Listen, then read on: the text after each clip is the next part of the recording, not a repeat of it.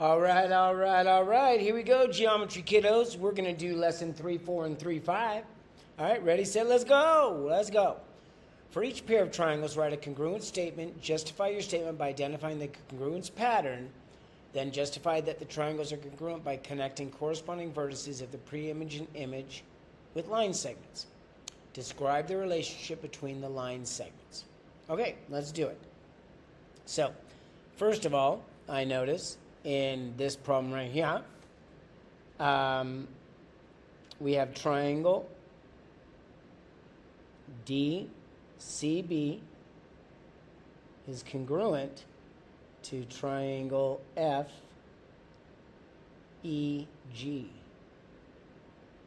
And that is by side, side, side postulate. And then what they want us to do is they want us to connect the vertices. So let's do it. So corresponding vertices, E corresponds to C, F corresponds to D, boom, and C corresponds to B, or G corresponds to B. Right there. And the characteristic is those are all parallel. Okay? That's the relationship between those pre-image and image line segments. All right, let's do it again. Here's number 6. So it looks like triangle EFG is congruent to triangle LJH. Remember, corresponding parts must correspond. This is by side, angle, side. And then let's go ahead and connect them corresponding points. All right, so boom, boom, and boom. And again, notice they're all parallel. Okay, let's keep going. Number 7, triangle GFHG is congruent to triangle MKJ. Make sure corresponding points. That was a tricky one. Okay, now we're going to do, that is by angle, side, angle.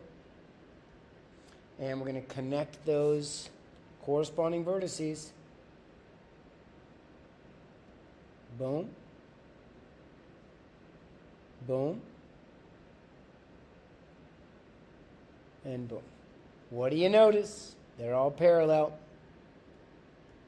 Okay, number 8.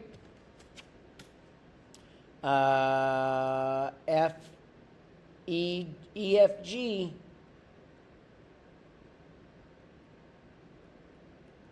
is congruent to HJL, and that is by side, angle, side. Let's connect them. I have a feeling they're going to be parallel. I don't know. I just have that feeling. Boom. And boom. They are, in fact, parallel. All right, cool. There it is. All right, that is all we wanted you to do in 3-4. So now we head to 3-5. And in this one, we do 1 through 18. So we do them all. Use what you know about triangles to write a paragraph proof that proves the sum of angles in a quadrilateral is 360. Okay. I'm going to draw a quadrilateral. Boom. Like so. There's my triangles. All right. So what do I know? I'm going to call this A, B, C, and D. Those are my points. All right. So let's do a 2-column proof. Boy, there's not a lot of room here. I'm going to go over here, okay? Go over here. Statement, reason.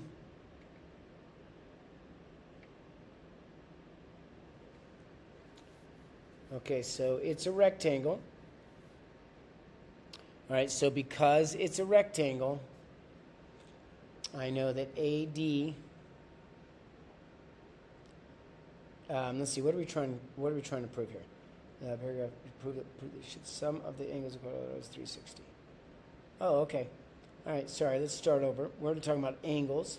The measure of angle A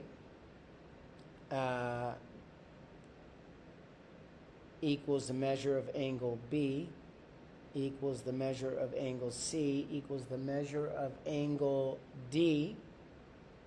And that is by definition of rectangles, right? And they're all equal to 90 degrees. So that's by definition of rectangles there. Okay. So notice, I'm not sure what they're going for here, but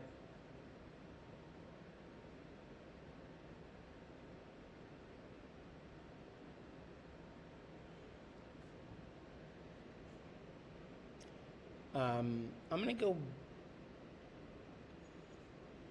I'm not sure what they're trying to do. Support your justification with a diagram. Okay, well, there's my diagram. You know, instead of just doing that two-column proof, let's just do paragraph proof, darn it. Let's just do a paragraph proof. Okay, so notice you have two triangles. Triangle BCD, sum of interior angles equal 180. Triangle ABD, sum of interior angles is equal to 180. Since quadrilateral, I'm having a hard time finding some space here to work. Sorry about that, it's kind of cramped. All right, since quadrilateral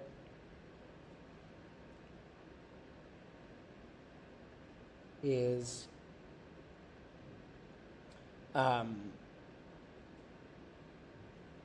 made up of two triangles, comma,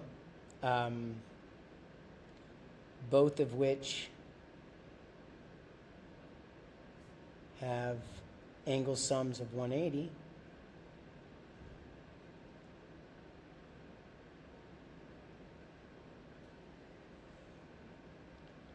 and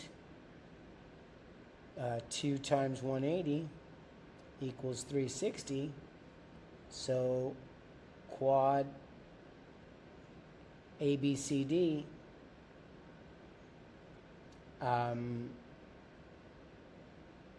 interior angles equal 360. Oof, that was so bad, but I'm not going to stop now, so you're going to have to decipher that, all right? Okay, sorry, I was in the middle of it. That one caught me off guard a little bit, to be honest with you, and then I misread it because I was trying to do a two-column proof, but they wanted me to just talk about it, right? That's what a paragraph proof is. You just talk about it. Okay, so what do I know? I know the sum of these angles equals 360. So 4x plus 23 plus 16x plus 15 plus 6x minus 5 plus 7x minus 3 equals 180. Combine all your x's. 26, 33x. Combine your constants. 38, 30. Subtract 30.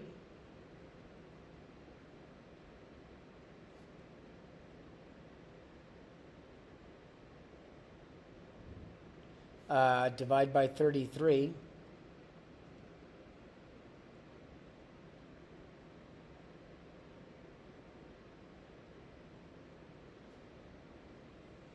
And x is equal to, I need a calculadora.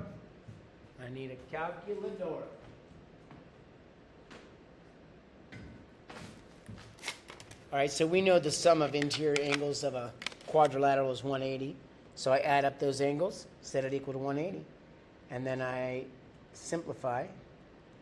I'm going to do 4.55.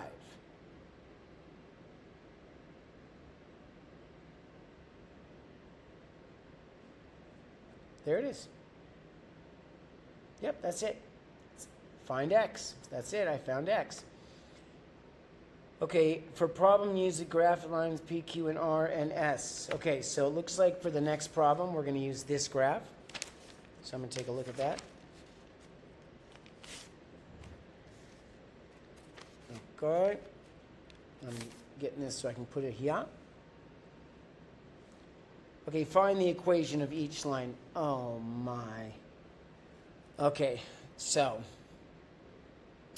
we have R, S, P, and Q.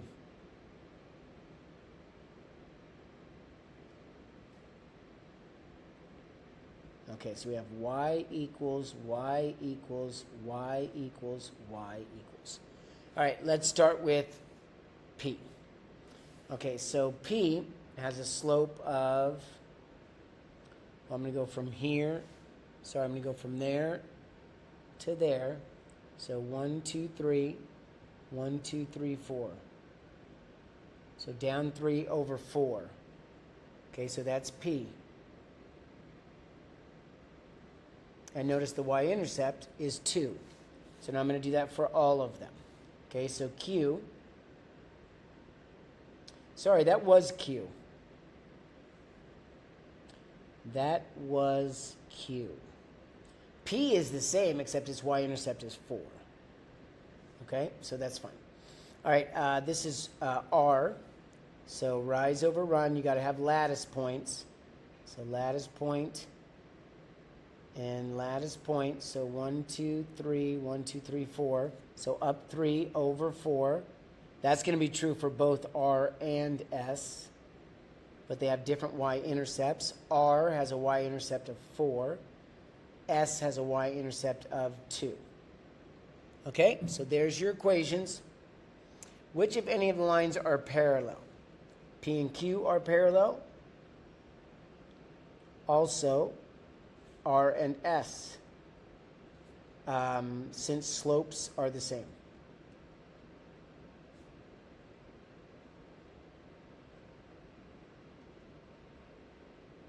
That's the whole definition of parallel, right? Slopes the same. Which, if any, of these lines are perpendicular?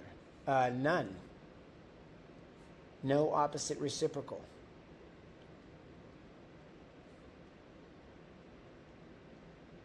Relationship. Okay, not bad.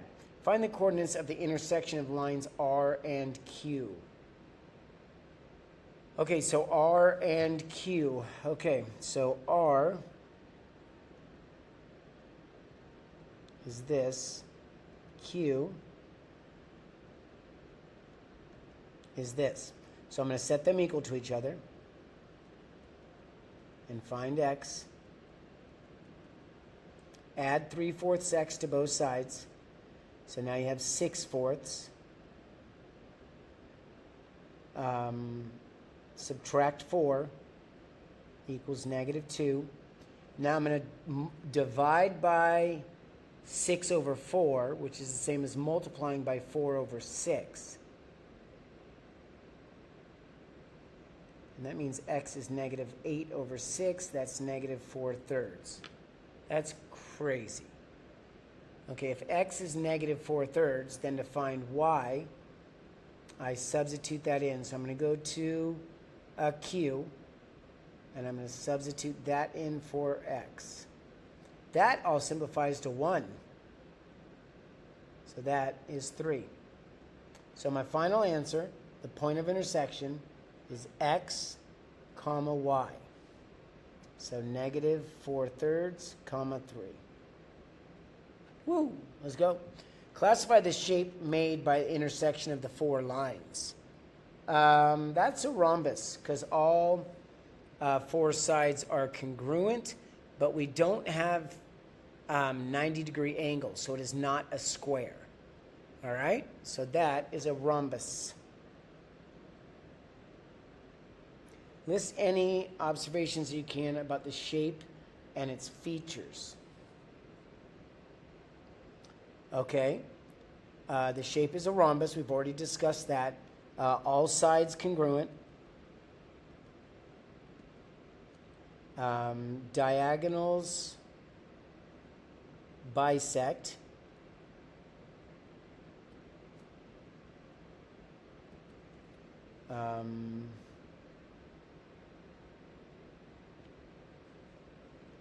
Opposite angles congruent.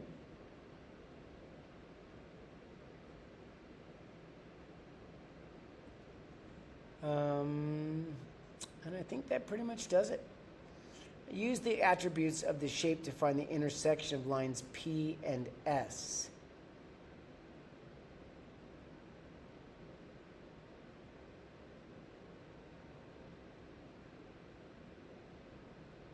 Oh, okay.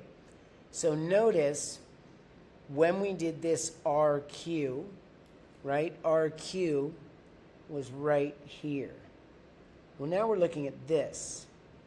And so notice the Y value stays the same, but the X value turns opposite. So that is 4/3, comma 3. Oh, that wasn't bad at all once you figured that out. All right, so that's the answer to that. All right, let's keep going. Verify the parallel postulates below by naming line segments in the pre-image and its image that are still parallel. Use correct mathematical notation. Okay, so GE is parallel to G prime E prime. FH is parallel. Well, it's just the orientation did not change. So all the segments are going to be parallel. So HE to H prime E prime. GJ to G prime J prime. And then the last one is FJ. This means parallel, right? Oh. To F prime J prime. Okay, that's it. Let's move on. Oh, we're doing it again. We're doing it again. Okay. 180-degree rotation. Parallel.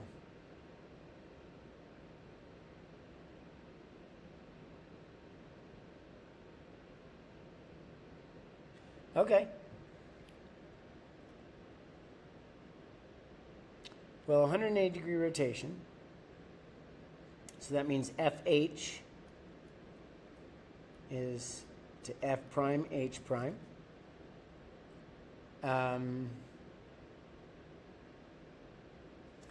GJ, I think they're all the same. G prime, J prime. Okay, so they're all going to be parallel again because 180 degrees is not going to change those. So HE and GE. Okay, some of them don't change, but some of them do.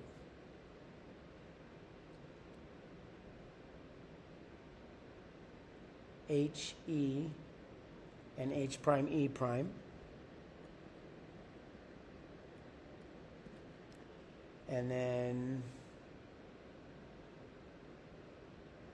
EH, we already did that. GE and G prime E prime. Yep, those are parallel. And then the last one is HF. Yep. HF is parallel to H prime F prime. Woo!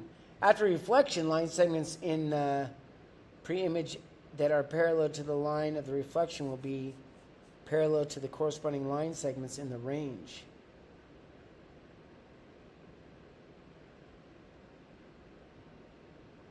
After reflection, line segments in the pre-image that are parallel to the line of reflection okay, will be parallel to the corresponding line segments in the image. Gotcha. So any line segment that's parallel to the line of reflection.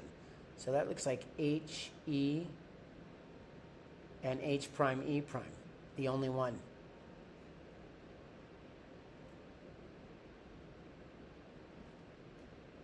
Yeah, I don't see any others. The other ones are perpendicular. All right, there we go. All right, find the complement and the supplement of the given angle.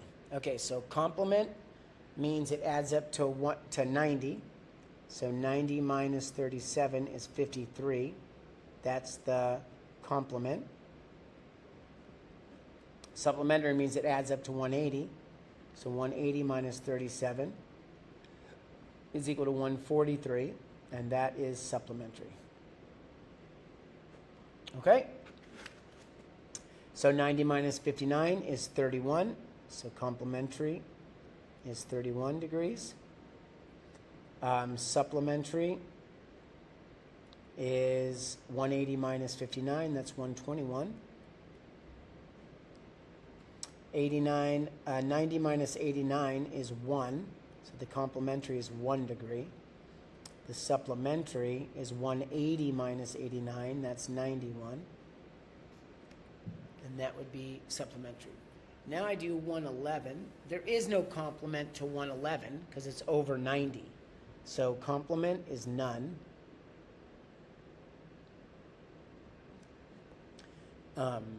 Because this is already above 90. So there is no angle that I add to that will give me 90.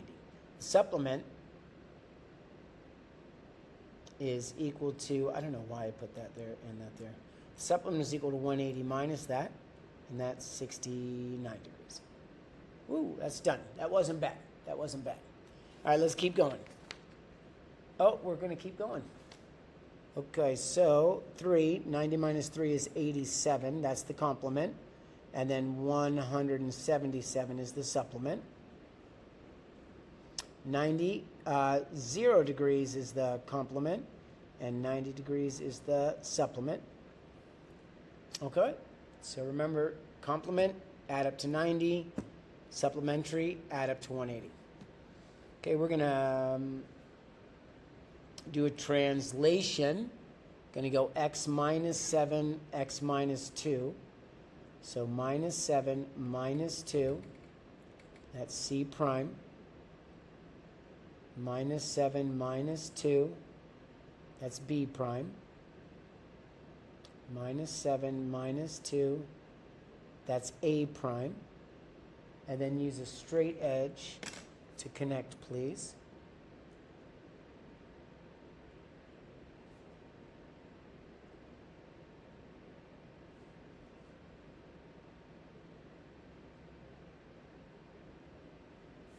And there it is. And don't forget to label them A prime, B prime, and C prime. Rotate ABC 90 degrees counterclockwise. All right, let's do it. About the point negative 2, 2. Okay, so first I'm going to do my anchor points. And I'm going to go to negative 2, 2. Negative 2, 2 right there. I'm going to put an arrow. And I know I want that arrow to go to my left. Hold on, 90 degrees counterclockwise. Sorry, go to my right. There's counterclockwise. Right there. That would now be my new image.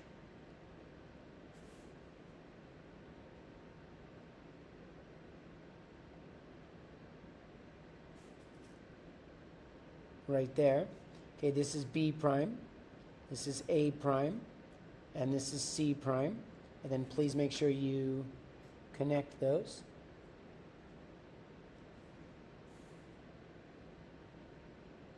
It feels like I went too far, doesn't it? Well, I guess not. 180. I mean, sorry, 90. Yep, okay. Oh, I am a little... No, that's right. That's right. Okay, use your straight edge. I like to double check things sometimes. That's all. That's all, kiddos. That's all. Okay. Okay. And there it is. That is the rotation of 90 degrees counterclockwise. Let's keep going. Oh my goodness. It's never ending. Do we stop at 18? I think we do. I think we do. All right, last two. I'm not even sure what we're doing here, but I think we're reflecting over the line. Yep. Okay, so to reflect over the line, I'm going to build that so I have an idea of where I'm positioned. I'm going to go like that, get those anchor points. Now I'm going to reflect it over. Boom, lift it up and over.